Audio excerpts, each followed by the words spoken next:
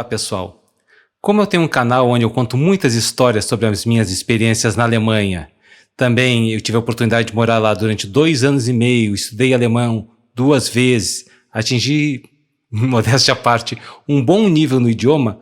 Muitas pessoas acham que por eu ter uma origem também, por um lado alemão, que eu sou totalmente alemão, que eu sou muito mais alemão do que brasileiro. Então hoje eu vou explicar um pouco sobre as minhas origens, quem foram os meus antepassados, como foi a minha família e como que funciona o processo de cidadania aqui no Brasil e em outros locais do mundo. Primeiro, por parte do meu pai, o meu avô, ele tinha, além da sua ascendência alemã, também uma mistura de judeu e indiana, oriundo da Índia. O lado da minha avó era um pouco mais alemão tradicional, sobrenome Gerhard, ou seja, aparentemente, em princípio, salvo outras pesquisas mais profundas, ela tinha um lado um pouco mais especificamente alemão, com menos miscigenação. Do lado da minha mãe, o meu avô paterno era português e a sua origem, além de portuguesa, também tinha uma mistura italiana. A minha bisavó era italiana. E o lado da minha avó materna, ela era mulata. Não sei muito sobre a história dela, as suas origens, porque ela não conheceu os pais e foi criada num orfanato. Então já vimos que dessa primeira mistura inicial, alemão com judeu, com indiano, por outro lado, português, italiano, negro, surgiu o típico brasileiro. Pelo lado da minha esposa também, dando um prosseguimento à família, ela do lado da mãe era mais italiana. E o lado do pai dela, meu sogro, tinha um lado também italiano e um outro lado que era índio. Se nós víssemos o meu sogro, eu podia dizer que a cor dele literalmente era uma cor de cobre. Dessa mistura também, de italianos com índios, surgiu a minha esposa. Quando nós nos casamos, tivemos então o nosso filho e mais à frente ele casou com a minha nora, que nasceu no Pará. O pai dela veio de Manaus, a mãe da região da Grande Belém, ou seja, provavelmente ela tem ascendentes também portugueses e de índios. E nasceu a nossa neta, agora onde essa mistura se tornou completa. Eu nasci em Porto Alegre, no Rio Grande do Sul, minha esposa nasceu em Itu, interior de São Paulo.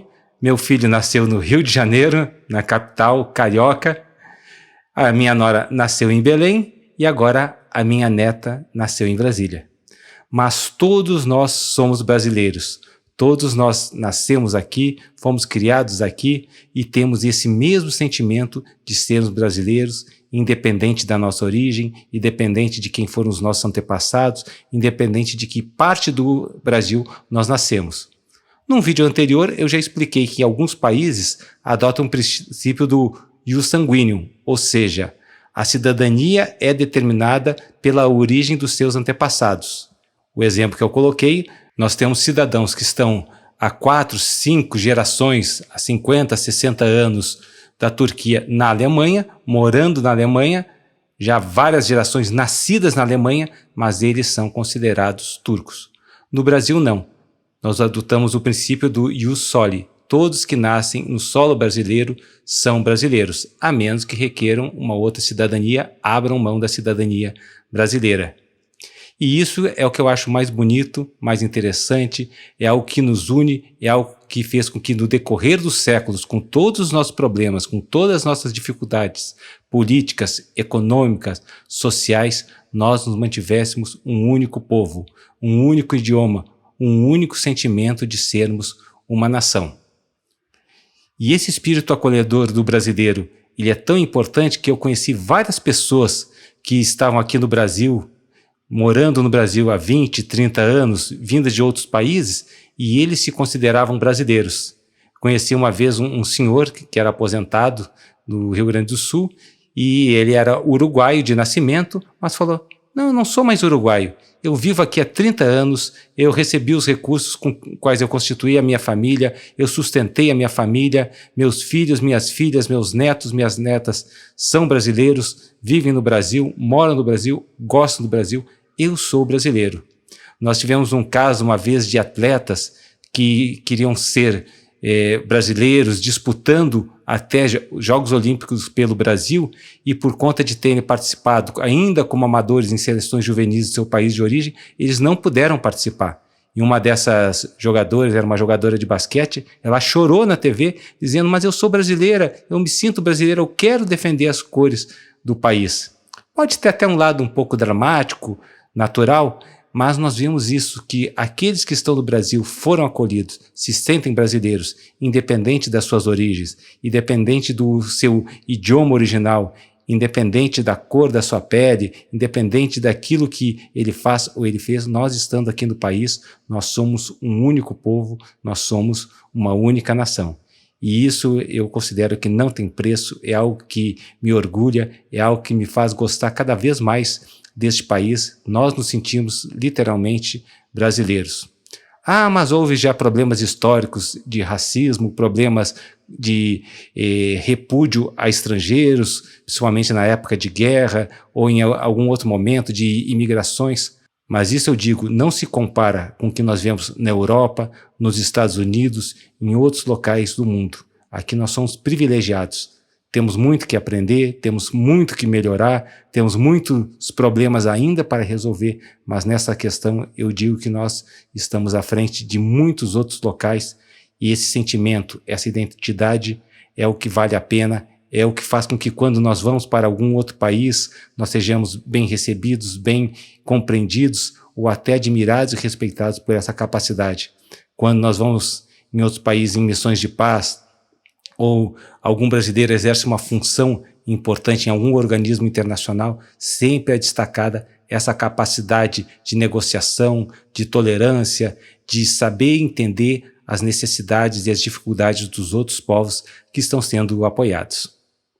Na palavra de Deus, nós vimos um exemplo do apóstolo Paulo várias vezes reiterando de que Deus ele não faz uma distinção de pessoas, não separa em categorias. Ele diz: todos são iguais, tanto o judeu quanto o grego, o romano ou de qualquer outra nação.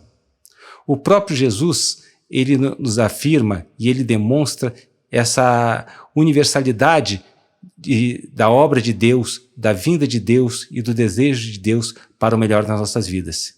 E isso é explicado até no final da palavra de Deus, no livro de Apocalipse, no capítulo 5, versículo 9, onde é uma passagem que ela é um pouquinho mais complicada para a gente entender todo o contexto. Não vamos hoje estudar escatologia ou teologia, mas diz que as pessoas estavam lá ansiosas aguardando que alguém pudesse abrir um livro, e esse livro era lacrado, era selado.